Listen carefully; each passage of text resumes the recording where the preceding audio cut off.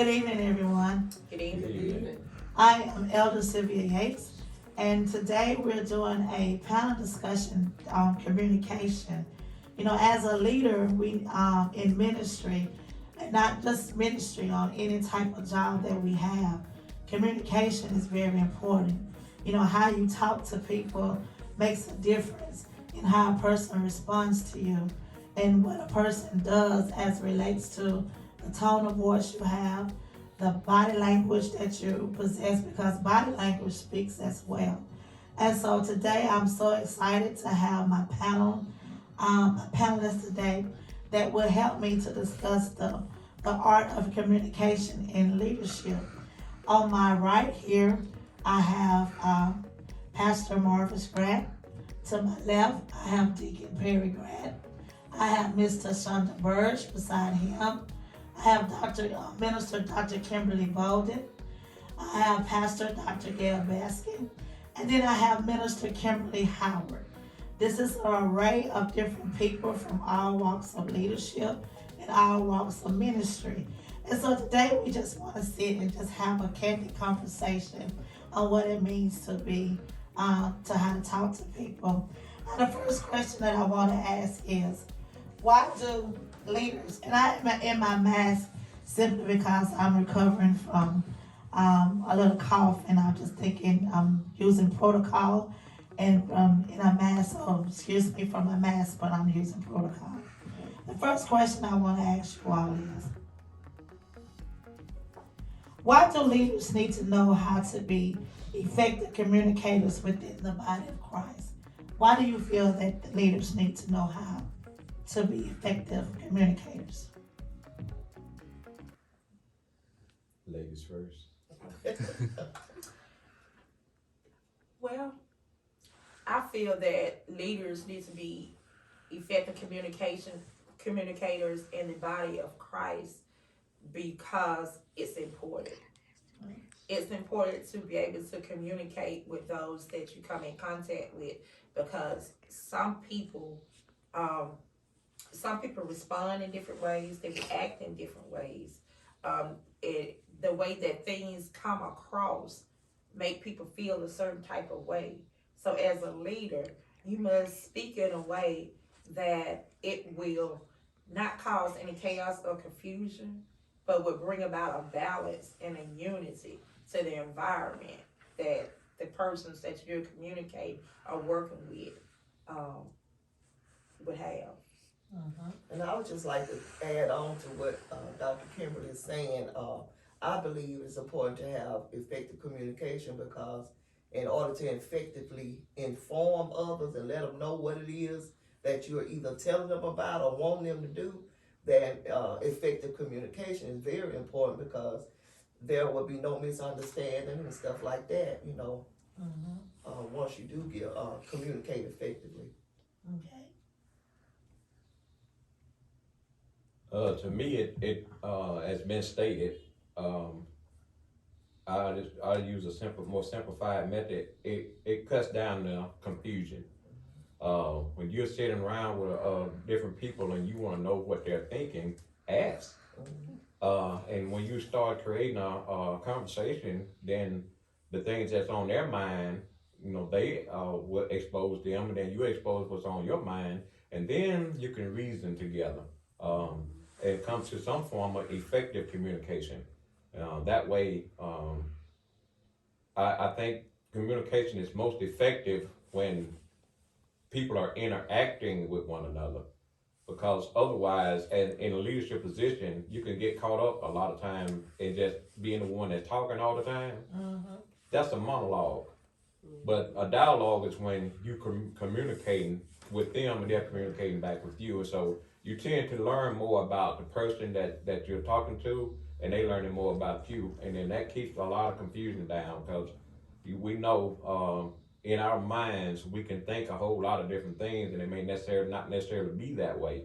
So to keep down confusion, make your thoughts known, and they make their thoughts known, and then y'all can come to a conclusion together about what are y'all trying to communicate about. That's good. I also think it creates understanding. Adding on to that, it creates an understanding. All you're getting, we ought to get understanding out of whatever's being communicated. And it builds relationship. That's a big Communication one. builds relationship. What is the greatest challenge to effective communication in ministry? Listening. Mm-hmm. Listening, because a lot of times, like he said, a person in leadership just wants to talk. Yeah. And I will talk to you and I will tell you what I expect and I will set my expectations, but in order for it to be effective, you have to allow the person that you're speaking to talk back to you and to set Right. their expectations. So now, if I have a clear understanding of what your expectations are, and you have a clear understanding of my expectations, if for some reason I feel like you can't meet my expectations, or if I can't meet your expectations, now we can work together to come to some kind of resolution. And I think a lot of times that listening part is missed. We don't listen to to our subordinates, and when we're not listening, they're not listening either. They'll come. Right. And I agree, because a lot of times we can't go by body language, and we can see or we can feel how someone may feel. That's why it's important to say how you feel or to say what's on your mind, because what you're thinking is not what somebody else is thinking. That's good. I would like to say barriers, and there could be many barriers. You know, you got culture, you've got religion, you've got language barriers, because everybody don't speak the same language. And also, we were talking about body language, but also verbal language. You know, you got different languages. So I think that plays a big part in it as well. Mm-hmm. And there are some people are just scared to communicate how they feel at the repertoire of how they may be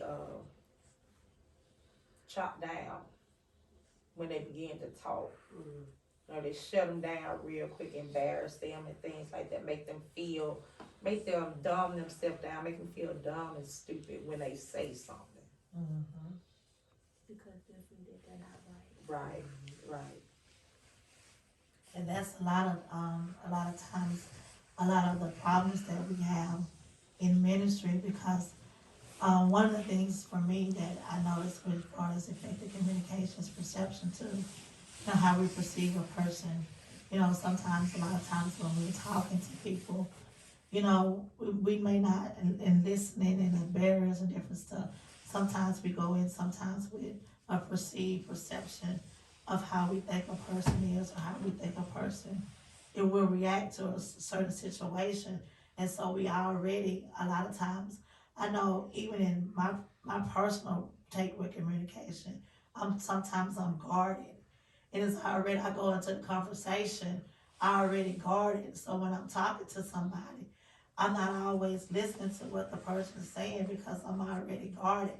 So a lot of times when talking, you know, I may cut you off because I'm guarded, and that's part of not listening to what the person is saying, and that's causes then you get the, like you said, with the body language, and your body start talking because you're in a place of guarded, and then the listening, you know, you're not listening anymore at that point, and then the conversation goes in a whole different direction than what it could have been if we just took the time to listen, and then we took the time to watch our body language and our facial expression. Our faces talk, whether we say a word or not.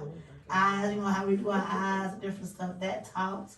And, you know, so those different things, and like you said, sometimes it do cause a person to shut down before the conversation even begins to start. And you know, Elder Yates, it's not necessarily, you know, about ministry. Like you said, in your personal life, in everyday people, because, you know, like I said, perception, that's a big thing. Listening and perception are two big things, because sometimes people will get to the leader and would tell the leader stuff about people, and the leader hadn't even had a conversation or dialogue with that person to even get to know anything about them. They just going off what they heard, Mhm. and that brings up, you know, the barriers that Dr. Baskin was talking about. So that's a good thing. Mhm. And the confusion that Pastor Grant talked about earlier as well. And so, has social media and the internet hinder how people communicate with each other? Very much. Tremendously, tremendously. Very much, because there's really no type of verbalization going on. I mean, you're typing what you want to type and making videos and stuff, but as far as one-on-one communication like it used to be before this internet and social media came, you don't have that anymore. And that's a lot of the confusion and lack of communication and stuff that's going on now, because you really don't have to talk to people. And people, and then it has brought the barrier of boundaries. People don't have boundaries anymore because people will say things in a chat or online that they would never say to your face. And because they feel like I'll never meet this person, so I can say whatever I want. Right. And so now they don't feel like there are any consequences or repercussions behind what they say. And I think, like, to me, that's the biggest thing is people don't realize that there are still repercussions, because what I wouldn't say something to your face like, ooh, she get on my nerves and this, that. I might not say that to your face, but now I can say it online. And I feel like there's no repercussions. And internet has brought down how people don't learn anymore how to read body language, Right. how to read a room, how to see if this conversation is going to be appropriate for this setting. The younger generation, they're having a harder time with that because they are so interactive online as opposed to in person. Mhm. And I think that's limiting them a lot. Yeah. Personally speaking, if that's a word, I can attest to my childhood, and when it was dinner time, our mother brought us all to the table together. We ate dinner at the table, and then we went our ways and do homework or whatever. We would watch TV. But nowadays, kids got phones, tablets, and their own TV, and they got their own room, and there's no conversation going on. You know, you're not finding out how their day went. They not trying to find out how your day went. You're not, how is anybody bullying you? Is there something that you don't understand in school? They get their food, their plate, and go back to their rooms. And so they're not learning how to interact with one another. And so that destroys the social fabric of society, because we don't know how to interact with one another. Because, like she said, we can just easily type how I feel on the computer about you, and not have to face you and answer for what I said about you. And so that's breaking us down as a society. But I believe it starts in the home by teaching our kids how to interact with one another and how to interact with adults, by shutting those things off and having some quality time together. Being at home with your children is not spending time with your children. Right. It's the difference in quality of time and quantity of time. Right. And so we need that quality time to be able to learn how to be sociable to one another. And we need to teach our children that at an early age. And so as they come up, then they won't be afraid to tell somebody how they feel. Tell somebody that I don't understand what you're saying. But, we'll go back and you send them to school, they'll come home, I didn't understand a word that they said. Well, you missed out on the opportunity to ask the teacher that while you was there. Because, you're so used to running and hiding how you really feel. And we just dismiss that and we let that go. But leadership, it always involves a certain amount of training. As we were brought up and taught morals and different things like that. Morals, we have to instill those things within our children. And now we got a disconnect between the youth and the adults, because we let that pass by, and now we have a gap. You know, we're too old, we don't know nothing, and then we saying they young, they just don't understand, because we haven't found that, social gapping, learn how to bridge the gap between that, and that social structuring is a result of, now, social media has helped as far as the information that it provides for everybody, but then it hurts because we don't know how to share that information with one another. So we have a gap in between, and we have to learn how to bridge the gap by effective communication. And, you said something there about when the children come home, asking how your day was and things like that. That would stop a whole lot of suicide, a whole lot of depression, a whole lot of low self-esteem, identity, all that, by just asking, having that communication, that time with your child when they get in the car, when they come home. Because I remember when my son was younger, every day he come home, how was your day? How this? Da, da, da, da, da, da. And he would tell me. Then as he got older, we still talk about everything to this day, but it was a time where he went through a period as we call peer pressure. When they get a certain age, they begin to deal with peer pressure and bullying and all this stuff. And he had completely shut down. And like they say, your child, the person that you be with all the time. And when they would come in and won't say some of their, like you said, their body language, and things change. Because he shut completely down, wouldn't talk to me, wouldn't say nothing, just go straight to his room. And I opened the door and I told him, I said, you don't have to talk to me, but whoever that you know, grown people, whoever that you know, reach out and talk to them.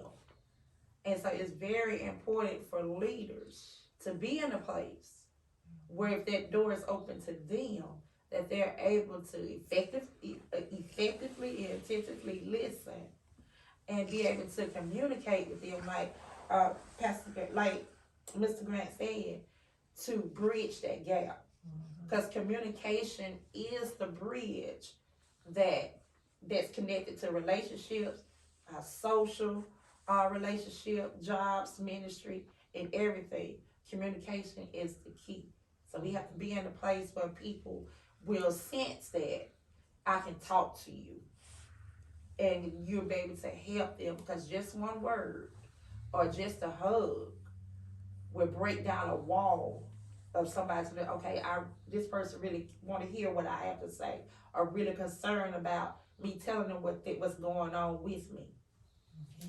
I'm a firm believer in failing not to assemble yourself together with likewise believers, because when you do have the internet, Facebook, and the different avenues, like you said, it's easy to text or it's easy to say stuff on there, but I believe that everyone needs to come together. God is a God of unity, and He calls for unity, not confusion. So when you're unified, I think everything turns out better if you're face to face and talking and stuff. And not only that, the disconnect that is there, it won't be so much of a disconnect if one would communicate face to face. Just one last thing, I believe in as far as communication goes with leadership, you have to make yourself approachable. Because you got to be a person of personal and spiritual integrity in order for people to want to approach you, and they're going to watch you for a while and to see if you are what you say you are. And so you must be an example of what you are telling everybody that they need to be. So the first priority is being that and being approachable, because if you're an approachable person, people will want to come to you with their truths and not try to dress it up to make themselves seem like it ain't nothing really going on. I just want your opinion about it. Right. No, we want to be approachable. So when they come to us, bring us your hurt, bring us your doubt, bring us your fears, and let's talk about it. I'm not saying I won't have an answer for everything that you're going through, but we can talk about it, and that way you won't be holding on to those feelings. Because we know that if you keep suppressing your innermost fears and feelings, then those things will start to manifest themselves in actions, wrong actions. Yes. And so that's what we wanna deal with. That's why communication is so important to me, that if we can reach, down off into the pit of the problem and pull that negative root up and plant a positive seed back in there, then the tree will grow up and be all right. Yes, That's exactly. so true. And I want to take a moment to ask if anyone in our audience have a question at this time before we go any further, to see if we have anybody have any questions. Mr. Grant, got a question about thing you were saying about with the kids and like not having communication. I get what you're saying, but can you like just explain it a little bit more so I can like get a better understanding of it? Well, because there's an age difference between the adults and the youth, you know, there's always a certain amount of distrust, because, you know, adults are always telling you what to do. You need to do this. And, you know, we think we know what's best for the youth. But again, if we communicate with our youth, instead of telling them what we think is best for them, we will ask them what they like doing, what do they want to be. You know, effective communication will help us to better help our youth. And that way we won't be trying to tell them everything to do. You need to do this, you need to do that, and this is what I want you to be, and all that. So kids will disconnect themselves from people who's always trying to tell them what they think is right and what they think they ought to do. And, you know, I'm sure, you know, when you get into, when your parent is always telling you this and that, you're hearing them, but you're not listening. Well, let me rephrase that. You're listening, but you're not hearing. Because they become just words. They're going in one ear and out of the other, because all you saying, you know, they are talking to you and you standing there and all you hear is yada, yada, yada, yada, yada. And then when they say, didn't I tell you to do this and do that? And you be like, I don't remember you saying that to me. You were listening, but you didn't hear what they were saying. And so, as a adult's responsibility is to come and ask questions. How do you feel? What's on your mind? What's on your heart? If they come to you that way, that makes them more approachable to you. And the next time when you say, oh, I can talk to my parent, oh, I can talk to this adult. So when you have a problem, you'll be like, I can go to them and talk to them, because they really understand what I'm going through, and are they trying to understand, as opposed to just gonna try to tell me what I need to do. And so, you know, and like I said, there's a big disconnect with society, because our kids are not wanting to hear what we got to say, because we trying to tell them what we think is best for them, without even asking them, you know, what do they want to be, how they really feel about anything. If we could get our youth together and just have a forum, let the youth get a forum together amongst them peers, and let them talk about the things that affecting them. How does it affect them? How do they think change is going to come, or what they think the change is needed to help them be more effective in building their future? We don't ask kids those questions. We just come to you and say, you need to do this, according to what we think you need to do, simply because we've been your age before.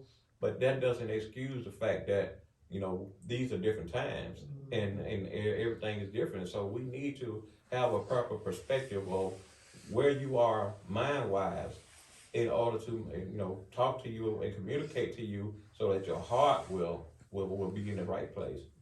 Because, you know, your passion is in your heart, not in your head. And because anybody can get inside your head and make you think something, I ain't gonna go too far with that. But to answer your question, adults have to be approachable, so that kids will be able to trust that they have their best interest at mind. Let me say it that way. And once you feel that an adult has your best interest at mind, then you will be able to come to them with your deepest, darkest fears and say, I need to talk to you about something, without having the fear of, you're gonna judge me, you're gonna punish me, and you're not gonna listen to what I got to say.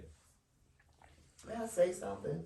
Not to take away from your response, but when my children were growing up, one thing I did when they were younger is we had family meetings. And that helped with the communication, like I said, find out what was going on with them and stuff. And that was a time, it was a non-retaliation family meeting. So whatever had happened, whatever they did, they could tell me and come clean that night. It was no retaliation. But if it was after that, then it was going, not if it was something detrimental or that needed attention, yes. But if it was something they did, they could come and talk about it. It was no retaliation. But on one more note, my middle son said, "Mama, you're talking at me and not to me." And that was so profound. And that's what Pastor Grant was saying. When we could talk and communicate the right way, talk to them and hear what they're saying, and they hear what we're saying. But I was talking, I was hollering, and like you said, you would hear that yang, yang, yang. I was hollering at them and not even communicating in the right way. That's good. And see, that goes along with one of the questions that I have here. Is it important to pay attention? Because we touched on this already, but it's also some more stuff that goes in with it. Is it important to pay attention to body language, facial expressions, and tone of voice in communicating with each other? And I know tone of voice is a big thing, because sometimes I know for myself, I can be talking and my tone of voice will change. And because I get passionate with some things when I'm talking. And then next thing you know, somebody say, "Well, you don't have to be upset about it." And then you're like, "I'm not upset. I just don't got excited, and my tone of voice it has changed." But I'm learning, even this is helping me. It had to help me out too. But I'm learning sometimes it's not always what you say. Sometimes it's how you say it as to how a person will respond to you. And then, like I said, your tone of voice, I know for myself, that's a part of, as far as being a leader, not necessarily being a leader, but in being a person, that I've had to really take the time and really work on. So tone of voice, body language, and facial expression as a leader, how important is that when you're dealing and trying to communicate with people? And then to tag on to that, also, what does, we said this earlier too, culture, gender, nationality, or social class have an effectiveness of communication. So with your body language, your culture, because some cultures use body language. So, and then gender, as far as male-female relationships, how important is all of that inclusive of leadership? And time, how much minutes I got? 2 minutes? This is gonna tie it all in. So that's this last 2 minutes of this panel discussion. That's good. How is all this ties in with communication? It's very important, because as a leader and as a person, you have to be able to communicate with everybody. So you have to, if you're not able, like you said, with culture, nationalities, because you got, Spanish speaking, you got some that speak Russian and all that stuff. So it's important that if you can't communicate with that person, to have some type of interpreter there that will be able to help with communication, so you can effectively communicate with that person, especially if you're in leadership, or learn the language of the person, as well as socially and culturally. Everybody, there's a lot of different cultures out there, and some cultures they speak loudly, and some are soft spoken, and like I said, some body language.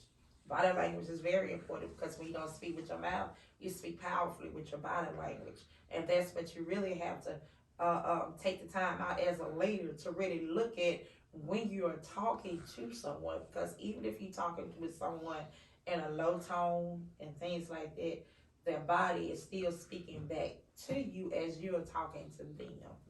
I think Dr. Kim really answered that, but I just want to add on one thing about culture, because I think leaders should take classes on communication and everything, because when you communicate with different cultures, it's a disrespect if you look in somebody's eyes and stuff like that, and we need to learn that in order to communicate effectively also, where it won't be disrespectful. That was one of my questions that I forgot to say. Should leaders be required to take a class in communication Yes. before being placed in a position of leadership? And it should be a continuing learning Yes. experience. Yes. Because times change, things change. And as they said, when you deal with a multitude of different peoples, some cultures, they speak with their hands, and you may cause offense without even knowing it. Right. So to learn. Some cultures, as a female, some cultures may not speak to me as a leader. So I have to learn not to be offended, and I have to learn how to effectively communicate what it is that I need from this person without offending them in their culture, Right. and not being offended myself because they're looking at me as, well, you're a woman, you have no, I have nothing to say to you. Right. And it's just it should be an ongoing learning experience. You should always want to learn. Right. Well, as leaders, we should always be motivated by love, and love motivates you to want to help. Yes. Help has no gender, social standing, not all the stuff that you name out. Helping someone has none of that. And I'll give you an example. When you got a problem with one of your bills, and you call the number, and they say for English, press 1. You press 1, and then next thing you know, you get mad. I got a problem. I need some help, and you can't understand me. Yes. So you get mad and hang up the phone. I'll try again later. I'll find some other way. Well, you needed the help, so you cut your own self off. Right. By not trying to understand that person who was there to help you, simply because they didn't speak your language or was saying things that you wanted to hear them say. So, we've got to learn how to reach people at their point of need, and help and love does not have any, cultural biases or none of that, social biases. Rich people need help too, as well as poor people. So social standing, none of those things should interfere with you as a leader trying to do what you're called to do, which is help somebody in their time of need. And one thing about when you said you press 1 English and then yeah, if you just take the time to just wait a minute before you slam the phone down, it'll go on and take you to that English. So we have to, be patient as well when we communicate. Patience plays a role in communication as a leader as well. Well, I'm just gonna say, basically, which I was just really rounding out to is just, I think about the Bible when it was saying, about the fruit of the Spirit, that when you're a Christian and Christ is in you, His Holy Spirit in you, so you exemplify those things already, those character traits are in you already, that Christ already put in you to be able to do love and being patient, and you have self-control, you have peace and joy, and in the midst of the situation that's going on around you, or the person that's going around, that you're around, because like you said, people are watching all the time. The Bible tells us to watch and pray. So we can't respond to somebody and think we know the answer to everything, because we don't. That's why we need God's wisdom. We got to pray, ask God to guide us what to say to this person, because like you say, only Christ knows what's going on in those individuals' lives. So we don't know. And that's part of communication, is letting them to be able to express it, and it's like she was saying, listen to it, to what they're talking about, what they're relating to us, so we can be able to respond to it, not the way we want to, not because of some experience that we had, but let's try to experience, relate to it as what Christ wants us to do, how He said do it, talk, but it's just, because we can say the wrong thing, we think we're saying right, but it's the wrong thing. That might not be what they're looking for at that particular moment. So we got to be careful how we respond to them. And that's a good note to end this panel discussion on. Like Paul says, follow me as I follow Christ. And so whatever we do, whenever we're talking to people, our goal is to simplify Christ at all times and be led by the Spirit of God.